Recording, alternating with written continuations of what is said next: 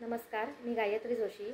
आज संकष्टी चतुर्थीच्या निमित्ताने आपल्यासमोर एक सुंदर असं गणपतीचं गाणं सादर करणार आहे आणि ज्या गाण्यामुळे माझी खऱ्या अर्थाने गायनाची सुरुवात झाली असं हे गाणं मी आपल्यासमोर सादर करणार आहे।